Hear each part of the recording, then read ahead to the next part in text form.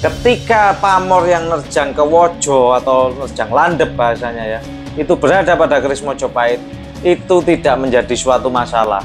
Kelasnya pusaka utama Keraton Jogja, Anda lihat Kanjeng Kiai Ageng Kopek, itu aja pamornya banyak yang nerjang landep. Dan itu ketika saya melihat karakter besi seperti itu jelas bukan keris Mataram, itu jelas keris sebelum Mataram. Dibahas detail di YouTube-nya Pusaka Indonesia, YouTube-nya milik almarhum Pak Engki Joyopurnomo. Ya ini yang disebut pamor tundung musuh pakem Jawa Timur. Wahnya bisa menundukkan lawan ketika dibawa ke medan perang, atau ketika orang itu keluar, ketika ada orang niat jahat atau musuh, ini orang bisa tidak kelihatan. Kalau ada yang seperti itu, kalau harga 4 juta, 5 juta saya mau beli, meskipun 10 biji bawa ke rumah. Yang sepuh ya, tundung musuh memang adalah pusakanya para golongan pemimpin. Biar pusakanya lah yang berbicara, jangan percaya omongan saya, tapi Anda cari. Kalau Pinayungan masih yang original juga masih sering kita temui. Contohnya yang di review Pak Engki, di review teman-teman yang tembus loh ya. Kalau yang nggak tembus itu ya harus kita lihat besinya. Pamor Linggahyoni yang seperti ini, jadi lingkaran kemudian ke atas. Linggahyoni ini macam-macam, ada yang lingkaran 2 disor-soran. Rahayu, rahayu, salam budaya, salam pecinta pusaka untuk semua saudaraku yang ada di Indonesia ataupun yang ada di luar negeri. Kembali lagi bersama saya Vicky Wijaya. Kali ini saya mau membahas keris tentang tangguh-tangguh sepuh Tangguh Mojopahit khususnya saudaraku.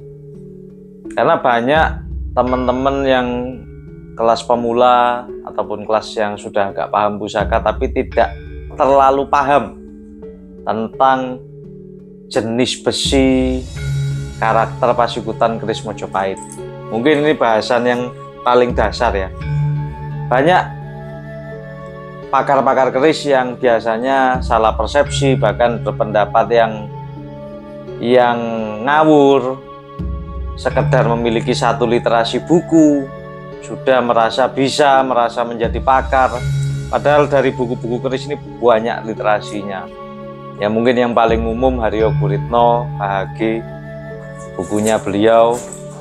Juga ada buku-buku pakem Jogja, pakem Solo, bahkan Melayu pun punya pakem. Ini belum lagi di daerah Jawa Timur punya pakem. Meskipun tidak semua pakem di Jawa Timur ini masuk dalam buku. Ya, contohnya pamor Satrio Pinayungan versi Jawa Timur dengan versi Jawa Tengah itu juga berbeda. Ketika Jawa Timur itu Satrio Pinayungan harus ada pamor Linggahyoni, Sodolanang, kemudian membentuk payung. Nah, kalau di pakem Jawa Tengah yang disebut pamor Satrio Pinayungan itu sekedar keris ya. Pamornya cuma di sor-soran, itu ada pusar bumi, ada 6, 7 atau 5 titik, itu sudah disebut Satrio Pinayungan. Padahal kalau di Jawa Timur itu disebut pamor tambal jimat atau pusar bumi, pamor tambal. Jadi banyak perbedaan-perbedaan. Dan lagi yang saya sangat miris, kadang-kadang orang yang nggak paham dan banyak pertanyaan, Mas kenapa keris Mojopahit ini banyak yang nerjang landep pamornya? Biasanya orang ini anti dengan pamor yang nerjang landep, karena katanya tuahnya membawa sial, karena tuahnya kurang baik. Ini adalah pemahaman yang sangat salah kaprah. Anda kalau jam terbangnya kurang di dunia pusaka memang seperti itu hanya pemahaman yang sangat cukup dangkal. Jadi contohnya pamor buntel mayit atau gubet ya, itu sudah pernah saya bahas. Itu katanya kalau tidak cocok bisa bahaya, padahal ketika Anda ke daerah Lombok, itu pamor itu sangat dicari, karena pamor itu tergolong pamor yang bisa menyelesaikan masalah yang rumit, kemudian bisa langka, kelasnya juga termasuk pamor miring. Nah seperti itu. Kecuali, ini memang ada pengecualian, keris yang nerjang landep ini memang kurang baik ketika berada pada keris era Mataram ataupun era nom-noman. Ketika pamor yang nerjang ke Wojo atau nerjang landep bahasanya ya, itu berada pada keris Mojopahit, itu tidak menjadi suatu masalah. Bahkan kadang sang empu ada maksud tertentu, ada makna tertentu. ketika ada pamor yang nerjang ke Wojo. Ini khusus keris Tangguh Mojopahit ke atas, di Mojopahit dan sebelumnya. Anda coba lihat referensi. Ini saya cantumkan referensi keris temuan di Candi Borobudur Putut Sajen. Dan ini banyak buku-buku meneliti tentang keris Putut Sajen. Sebagian pendapat ini mengatakan keris ini lebih tua dari Mojopahit. Tapi kalau klaim Putut-Putut Sajen yang peninggalan, yang bukan temuan, yang kita sering temukan, bahkan maharnya sangat cukup terjangkau, biasanya antara ratusan ribu ya. Cuma 500.000, 300.000. Pasti pamornya banyak yang nerjang landep, yang era-era Mojo. Lah kenapa kok bisa nerjang landep? Ini ada maksud juga. Jadi jangan menyempelekan pamor yang nerjang landep. Jangan anti. Anda harus mempelajari dulu. Contohnya, langsung ke contoh ya. Ini keris ageman saya, patrem. Ini tidak mungkin saya maharkan.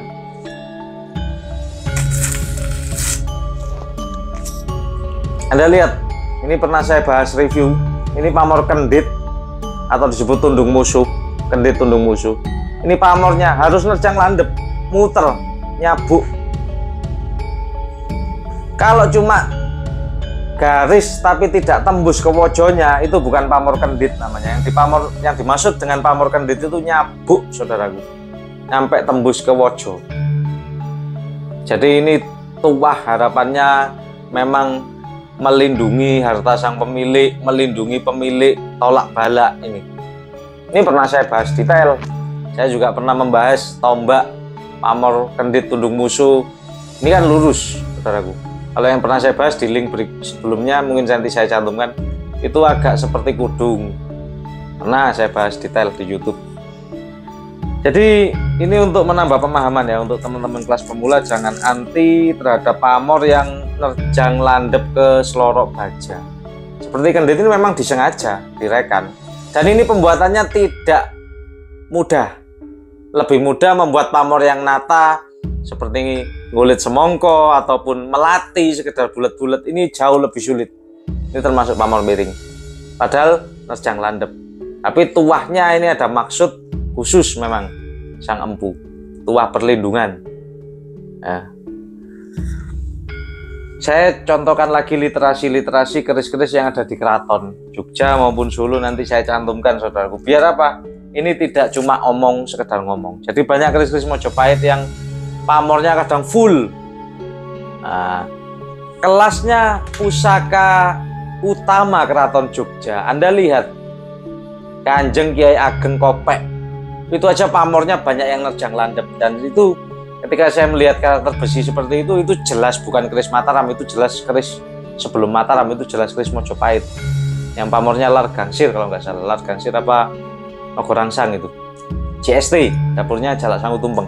Itu pamornya banyak yang nembus ke selorok baja. Dan itu tidak menjadi suatu masalah apapun ketika ditangguh era Mojopahit. Kecuali keris Mataram yang memang dibuat era Mataram, keris Mataram pamornya nerjang landep, ini memang kurang baik. Maksudnya bukan kurang baik masalah tua, berarti empunya kurang mumpuni dalam pembuatannya. Loh kok bisa gitu? Ini saya jelaskan secara objektifnya dulu ya, saudaraku ya, biar Anda memahami. Ketika keris-keris Mojopahit memang kebanyakan pamor wasputa gitu ya sepertinya, atau pamor ceprit, itu ada yang nerjang landep karena selorok bajanya kadang sudah menyatu dengan atennya karena usia besi. Gimana contohnya? Langsung kita contohkan. Ini pernah kita review juga. Ini dapur Megantoronya Belambangan. Pernah saya review di link saya sebelumnya. Pamornya Anda lihat, sampai ke selorok ada pamor. Secara logika ada dua kemungkinan. Apakah seloroknya ini memang aus, ataukah memang pamornya ini dibuat full dalam satu bila, jadi tanpa selorok. Kalau kita lihat ini pamornya full jaringan kebak. Kalau dapurnya ini sudah pernah saya bahas. Ini Megantoronya Belambangan, Megantoro Bumi Wetan Belambangan, itu ricikannya lengkap. Ini juga pernah dibahas oleh senior perkerisan di Indonesia, yaitu Mas MM Hidayat. Ada di Facebook, di postingan beliau. Tapi kebetulan Belambangan, dapur Megantoro milik beliau itu tangguhnya Tangguh Madura Sepuh. Kalau ini Tangguh Belambangan. Jadi kembang kacangnya nggak pogok, tapi ada kembang kacang gelung, di sini ada jenggot, ada gereneng. Looknya tetap look Megantoro, sogokan rangkap.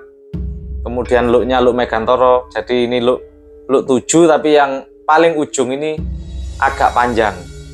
Ya, ini Anda amati, ini tus original.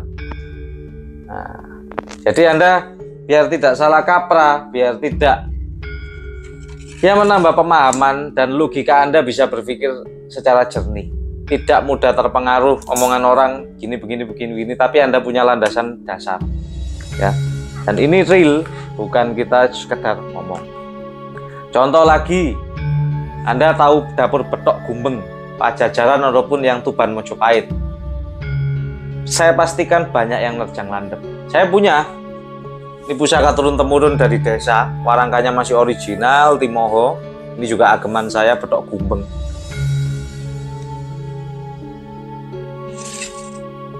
Ini Anda amati, pamornya nyampe ke Slorok Wojo.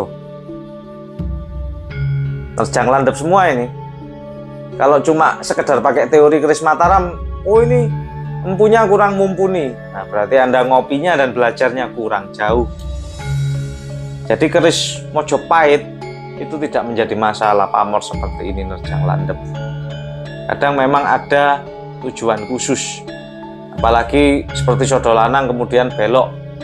Kan yang Anda ketahui Sodolanang cuma lurus, tegak lurus. Coba Anda cari yang belok ke kiri ataupun ke kanan bila. Itu langka, saudara. Langka. Nah, yang langka ini ya nilai mas kawinnya lebih mahal, ada filosofi khusus di keris tersebut, biasanya seperti itu. Jadi dalam berkeris hendaklah kita mempelajari lebih jauh, kita pakai akal logika kita cari sumber referensi yang tepat, kita sharing kepada senior-senior sesepuh perkerisan agar kita tidak salah dalam pemahaman, tidak dangkal dalam pemahaman, seperti itu ya saudaraku ya. Jadi contoh pamor Satrio Pinayungan, nanti saya kasih gambarnya literasi. Pernah Anda mungkin melihat pamor Satrio Pinayungan dibahas detail di YouTube-nya Pusaka Indonesia, YouTube-nya milik almarhum Pak Engki Joyopurnomo. Anda tahu ada pamor Linggahyoni, kemudian Sodolanang, terus Kudung. Kudungnya pasti yang paling dicari itu yang nembus Wojo, yang nerjang landep. Kudungnya itu lebih sulit dicari daripada kudung yang tidak nembus. Kalau Anda sekarang buat keris Kamardikan ke teman-teman di pengrajin manapun, empu manapun, Jogja, Malang, ataupun Surabaya, ataupun Madura, itu mereka kesulitan, bahkan belum pernah jadi membuat pamor Pinayungan yang nerjang landep tembus, kemudian tembus lagi. Jadi nanti saya contohkan lah, ini gambarnya yang punya Pak Engki. Jadi nembus ke Selorok Baja. Loh kok bisa sulit ya? Padahal nembus ke Selorok Baja. Yang teman-teman pengrajin ataupun empu yang sekarang masih bisa membuat, biasanya kudung payungnya ini tidak nembus ke Selorok Baja. Jadi bisa diartikan malah pembuatannya lebih sulit. Ya contohnya ini kendit seperti ini. Anda cobalah eksperimen. Jadi biar saya dikira nggak ngomong ngawur, buat pamor kendit yang muter pamor ini diputer, ini sulit. Biasanya nggak berhasil, gagal. Kalau cuma buat pamor bila tidak nembus ke Wojo, seret gini aja, itu banyak, bisa sekali gitu loh. Jadi dalam berkeris kita juga pakai akal logika, kedua kita pakai rasa. Kenapa ini saya mengutarakan pemahaman ini? Karena banyak sekali pertanyaan-pertanyaan dari teman-teman. Kemudian yang mau saya review ini pusaka masterpiece yang saya baru dapat. Ya, ini pusaka cari seperti ini sulit.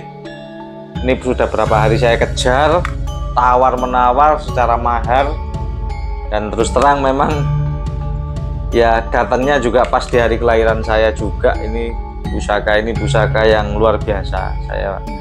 Ini Tus Mojopahit, empu yang sangat luar biasa di era Mojopahit, yang cukup ampuh.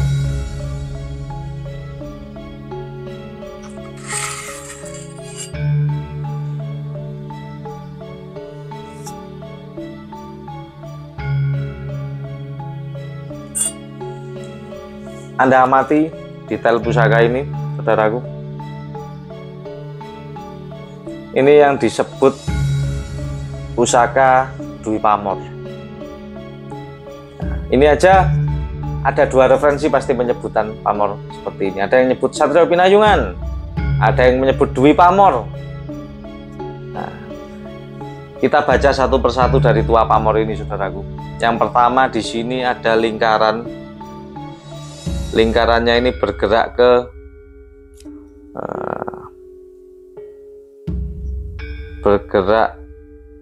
kalau dari sini kita lihatnya dari yang sisi sini ya, yang sisi menghadap ke saya ya. Lingkarannya ini bergeraknya, ini muternya ke arah searah jarum jam, ke kanan searah jarum jam.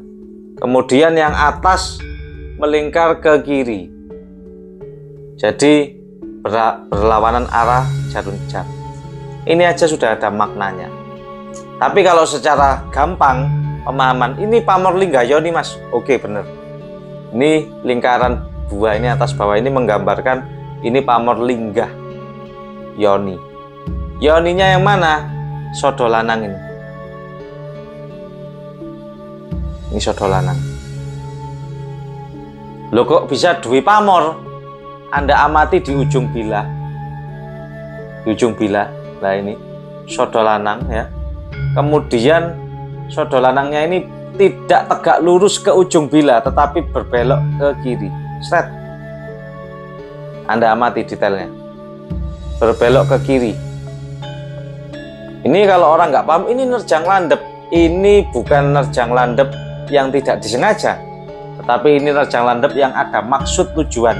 Ya, ini yang disebut Pamor Tundung Musuh Pakem Jawa Timur.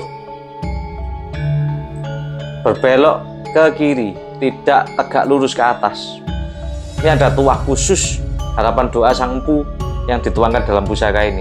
Anda coba cari 2-nya, sodo lanang yang belok ke kiri itu dicari orang, karena dipercaya tuahnya bisa menundukkan lawan ketika dibawa ke medan perang, atau ketika orang itu keluar, ketika ada orang niat jahat atau musuh, ini orang bisa tidak kelihatan atau bisa menundukkan musuh-musuh orangnya. Jadi tuah kewibawaannya sangat besar dan perlindungannya. Kalau sodo lanang yang lurus sampai ke atas itu banyak. Bahkan di kelas pemula saya pernah review yang sepuh, saya maharkan cuma dianggap berapa itu? 1,5 juta, 2 jutaan. Sodo lanang dari bawah lurus itu kelas biasa, saudaraku, 2 jutaan. Tapi kalau ini sodo lanang belok ke kiri, tidak ke ujung bilah, ini sangat langka. Kalau ada yang seperti itu, kalau harga 4 juta, 5 juta saya mau beli, meskipun 10 biji bawa ke rumah. Yang sepuh ya, ini langka, karena ini ada maksud tua khusus. Dan lagi di bawahnya ini juga sangat langka, Pamor Lingga Yoni yang seperti ini. Jadi lingkaran kemudian ke atas. Lingga Yoni ini macam-macam, ada yang lingkaran 2 di sor-soran membentuk seperti ini, pernah saya bahas juga di YouTube saya. Yang langka Lingga Yoni yang seperti ini, numpuk lingkaran dari searah jarum jam, kemudian di atas ini melawan jarum jam. Filosofinya apa tuahnya? Kita bahas. Kenapa yang bawah ini searah jarum jam? Ini secara makna dan tuah lingkaran yang bawah ini menyerap energi positif yang ada di alam. Dan yang atas ketika berlawanan arah jarum jam itu membuang energi negatif yang ada di diri kita. Makanya simbol Lingga Yoni secara Hindu itu sangat disakralkan, karena itu mempengaruhi energi negatif dan positif di suatu tempat. Makanya tiap candi pasti ada Lingga Yoni. Itu juga simbol penciptaan, simbol energi, gabungan energi maskulin dan feminim dari Dewa Siwa. Itu simbol Dewa Siwa, dan itu disakralkan karena itu berkaitan dengan aura energi.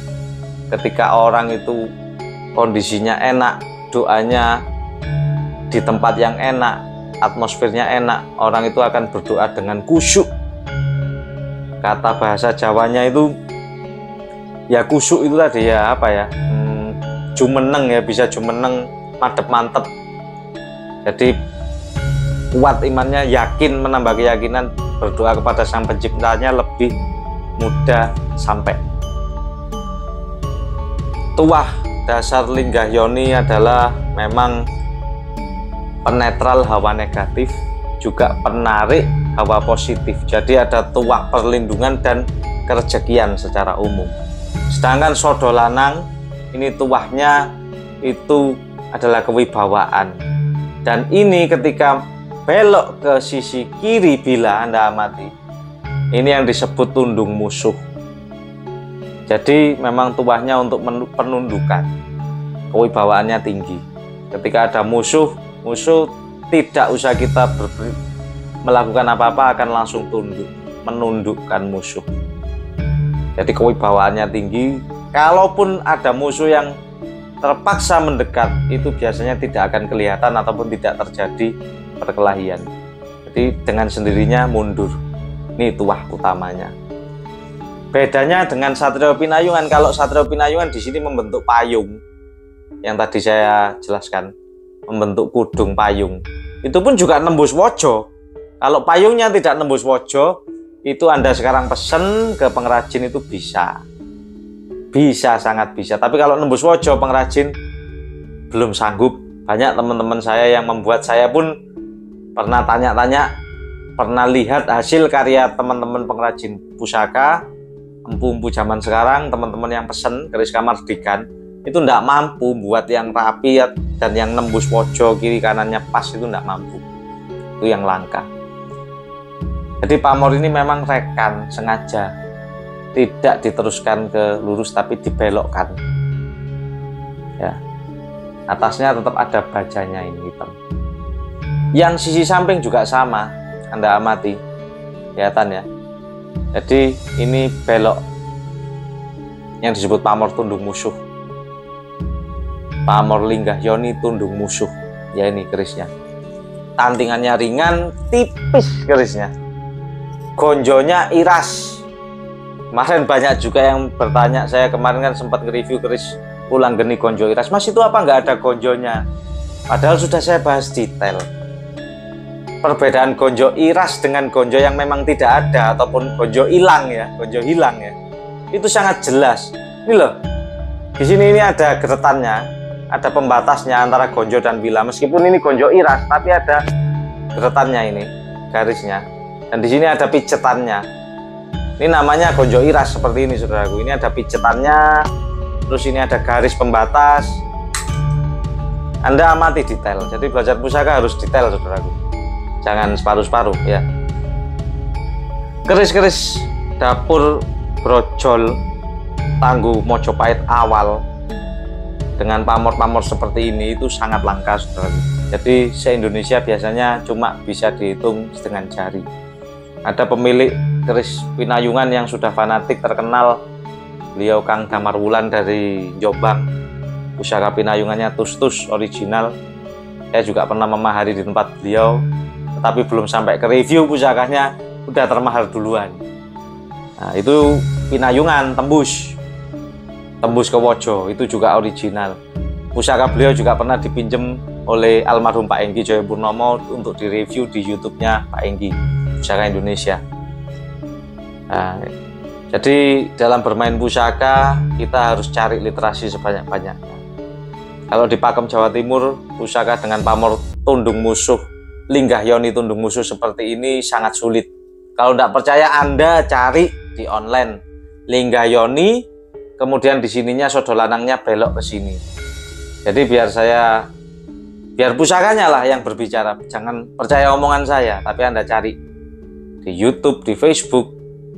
Kalau Pinayungan masih yang original juga masih sering kita temui. Contohnya yang di review Pak Enggi, di review teman-teman yang tembus loh ya. Kalau yang tidak tembus itu ya harus kita lihat besinya. Ada yang ori yang tidak tembus. Cuma yang paling sulit Pinayungan yang nembus wojo. Karena sampai detik ini empu-empu dari dulu sampai sekarang teman-teman buat tidak pernah berhasil membuat Pinayungan yang nembus wojo. Sulit, saudaraku. Detailnya pusaka ini akan kita seperti biasa di belakang video. Kalau kita lihat auranya memang aura kesatria yang muncul di pusaka ini. Jadi kesatria yang memang tangguh, bisa menundukkan semua lawan-lawannya. Sempat saya tayuh sebentar, cuma gambaran yang saya dapat belum secara detail. Tapi kalau dari tuah isoteri pusaka ini kita baca memang adalah untuk penundukan lawan. Pusaka Pamor Linggah Yoni, tundung musuh, memang adalah pusakanya para golongan pemimpin. Sangat cocok dipegang pemimpin, entah itu pemimpin di bidang usaha ataupun pemimpin di bidang pemerintahan. Ini sudah sangat cocok karena tuahnya kestabilan Linggah Yoni, kemudian ada tundung musuh. Ketika menjadi pemimpin itu pasti ada yang seneng, ada yang tidak seneng. Makanya tuah-tuah seperti ini sangat dibutuhkan, pamor-pamor seperti ini sangat dibutuhkan untuk golongan para pemimpin. Dari tuahnya kita bisa baca. Contoh lagi, kembali lagi ke pusaka utama Keraton Yogyakarta. Anda tahu pamor Kiai Kanjeng Kiai Ageng Kopek itu apa? Pamor miring. Pamornya Lar Gangsir, gelar ageman siro. Yang tuahnya memang penundukan juga. Tetapi ketika di dunia perkrisian Anda cari pamor Lar Gangsir, ketika Anda punya uang, Anda mau memahari di pameran, masih banyak ditemui. Kalau pamor seperti ini, tundung musuh seperti ini, Anda punya uang sekarang ataupun di pameran, itu sulit ditemui. Anda coba cari pamor Linggah Yoni, sodo lanang, kemudian di ujungnya ini menembus wojo. Ini bukan salah produksi, tapi ini disengaja. Anda harus belajar ke Jawa Timur. Ini pakemnya pusaka Jawa Timur. Mojopahit itu Jawa Timur. Kalau pakemnya Jogja Solo kan Satrio Pinayungan ini lingkaran-lingkaran, cuma di sini di atas bebas pamornya. Tidak ada kudung, tidak ada yang nerjang ke wojo. Seperti itu pakemnya. Padahal kalau di Jawa Timur itu disebut pamor tambal jimat atau pusar bumi. Bukan Satrio Pinayungan. Bukan tundung musuh. Tundung musuh itu harus nerjang. Sebutan pamor tundung musuh memang bukan cuma ada di wilayah, tapi ada yang tundung musuh di Paksi, pernah saya bahas. Ada yang tundung musuh di Gonjo, pernah saya bahas juga. Jadi ada literasinya. Kita berbicara berdasarkan literasi dan dari para senior, bukan sekedar ngomong ataupun ngawur. Ya saudaraku ya, pusaka ini sangat wingit, energinya sangat luar biasa. Tuah penundukannya tetapi tenang, berwibawa ya. Pusaka ini luar biasa dan saya bersyukur ini pusaka ini bisa saya mahari. Sudah agak lama saya ingin pusaka ini dan ini bisa dapat ada di gubuk saya. Tus Mojopahit. Ini pusaka Mojopahit, bukan Tuban tapi Mojopahit Tus ini. Mohon maaf, bukan pusaka Tuban karena tipis. Ada Satrio Pinayungan yang dibuat di Tuban era Mojopahit, ada, biasanya lebih tebal, tantingannya lebih berat. Kalau ini dibuat di Mojopahit itu sendiri, tantingannya sangat ringan, kerisnya tipis, gonjo iras, pamornya seperti ini dan cukup langka. Jadi memang pesanan khusus ya. Mungkin ini pusaka masterpiece minggu ini yang bisa kita bahas saudaraku. Jadi ayo kita lebih mencintai budaya kita lebih belajar lagi. Kenapa saya di sini sering mengatakan keris Mojopahit lebih bagus dari Mataram? Kita juga bukan sekedar ngomong, tapi Anda baca sejarah, Anda sharing ke sesepuh perkerisan yang ada, yang pemain keris memang dari tahun 80-an, 90-an ya. Bahkan yang sejak 80-an sudah main keris. Kenapa keris-keris Mojopahit ini memang paling dicari, bahkan Singosari ini dicari karena satu, langka. Yang kedua, kualitas besinya berbeda. Yang ketiga, isoterinya memang jauh berbeda dengan keris-keris Mataram, apalagi Mataram nom-noman. Keris Mataram ada yang bagus isoterinya di Mataram Sultan Agung. Tetapi sesudah itu Mataram nom-noman, HBPB, kalau berbicara seni mungkin itu bisa menjadi rujukan dan harganya mahal, yang original harganya mahal. Tetapi kalau berbicara isoteri, berbicara daya, Anda buka sejarah. Mulai kapan Indonesia Nusantara ini dijajah oleh Belanda, yaitu sekitar abad 17, masuknya tentara VOC. Dijajah Belanda sampai 350 tahun. Mana keris Mataram yang ampuh? Kok sampai 350 tahun ini Indonesia dijajah? Tetapi ketika era Mojopahit, era Singosari, bahkan Cina masuk, Kubilai Khan masuk, dipotong telinganya sama Raja Kertanegara dengan tanpa rasa ragu dan rasa percaya diri yang kuat. Jadi pusaka-pusaka era Singosari, Mojopahit ini sudah empunya berbeda, cara tirakatnya berbeda, keampuhannya berbeda. Soal rasa memang tidak bisa dibohongi. Keris-keris Mojopahit di atas keris-keris Mataram secara isoteri. Jadi memang kerisnya kalau sudah ampuh ya ampuh, ampuh, asli ampuh. Empunya memang tidak main-main. Dan pemiliknya juga mampu mengendalikan pusakanya. Ya mungkin itu yang bisa kita bahas, saudaraku. Semoga bahasan kali ini bisa menambah wawasan, manfaat, dan membukakan pikiran-pikiran yang terbatasi oleh pemahaman-pemahaman yang dangkal dan literasi-literasi yang tidak lengkap. Semoga kita semakin mencintai budaya kita. Semoga Indonesia lebih baik depannya. Kurang lebihnya saya mohon maaf. Terima kasih sudah menyimak. Rahayu, rahayu, salam budaya.